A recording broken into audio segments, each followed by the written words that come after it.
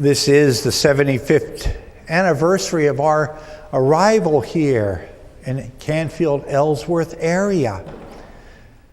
We were fortunate to have Bishop Murray with us last week.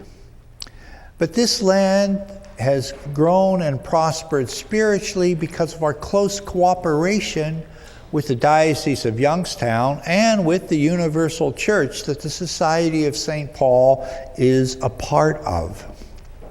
In 1914, in August, right when World War I was erupting across Europe, Blessed Alberione in Italy decided to found the Society of St. Paul to tell the story of Jesus through social communications. That was his term in 1914, something of the Holy Spirit moving in an individual with human genius. And the society has spread throughout the world. But to get here to Ellsworth was a little tricky. We were established in New York and we were growing, and we needed a new place for our novitiate, our center of training of new members. And so Father Francis Burano wrote every single diocese in the United States asking for permission to enter the diocese, and they were all rejected. They said, what kind of apostolate, what type of ministry is that? We know teaching, we know serving the poor, we know medical help. We don't have any idea. Why do we need a bunch of publishers coming into our diocese? But by the hand of God, things worked out. Father Burano had been invited to Cleveland to give some missions, which was a week long of prayer and spiritual exercises, to 2 different Italian parishes. And there, he met Bishop McFadden. Soon, the Diocese of Youngstown was created apart from the Diocese of Cleveland in 1943. And Bishop McFadden goes to New York, meets with Father Burano and said, when are you coming to my new diocese? And we said, tomorrow, if you let us. And the diocese owned this property. It had already been consecrated by the Ursuline sisters who lived here about a year or so. And Bishop McFadden thought they should move closer into the city. So he sold this property to us, and then they moved to their location on Shields Road. And when our young members arrived here, they were filled with enthusiasm, filled with God. And they had sort of a romantic understanding of what the landscape of this property was going to look like. And when we got here, it was a bit shocking. It was a working farm, and they had a lot to do to adapt it to our way of life, changing a barn into a chapel, etc. But one of the first things they did was starting to put up statues everywhere. They wanted to proclaim to passers-by this was a Catholic center. A center where Jesus, the Divine Master, way, truth, and life would be honored. Where Mary, Queen of the Apostles, would be loved. Where St. Paul the Apostle would be the model. And because of our Italian roots, we also had a little devotion to St. Anthony right from the beginning to put up a shrine to that beloved saint. And so passers-by knew this was Catholic property and a Catholic place. There was only a handful of Catholics out here. And laity rallied to our aid. From the very beginning, people said, these men need our support, need our help, and we're going to get something from them that you can't quite put a finger on. Arriving with us was the Daughters of St. Paul, too, our fellow publishers in the Catholic world.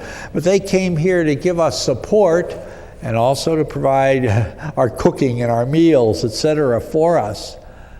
But soon they opened their own place down near the cathedral, their own bookstore.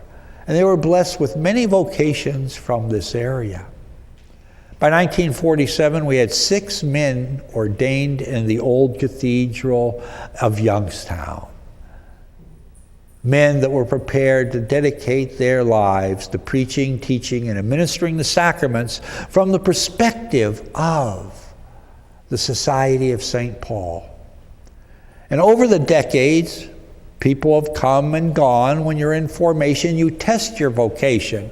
And many people would say, well, this isn't for me. But because they studied here, prayed here, wherever they went, whatever path they chose in life, they would be enriched by this experience on this holy property, holy land. One of our members arrived from Italy in Staten Island. He preached in the morning to the Daughters of St. Paul about being prepared for a good death. Later that afternoon, in a Eucharistic visit, he was sitting with the other members, and he handed his divine office to one of the brothers next to him, and he said, well, what do I need this for? And the man died of a heart attack, only in the United States, a day. And he was the first one to be buried here in our property in Canfield. So we remember him whenever we go out, along with all the other members that are buried there. The land, the soil consecrated by the membership and by all the laity who love us and support us. Our apostolate grew quickly. We published a magazine here, the Catholic Home Messenger, which at its peak almost reached 200,000 monthly. We had a magazine for priests that had 7,000 copies monthly. There was, of course, our shrine of St. Anthony, in which tens of thousands of people stop by and pray at day and night throughout the decades. All these prayers coming from the human heart and going right into the heart of God. Now, why is this place, therefore, special from any other place? The Lord only knows.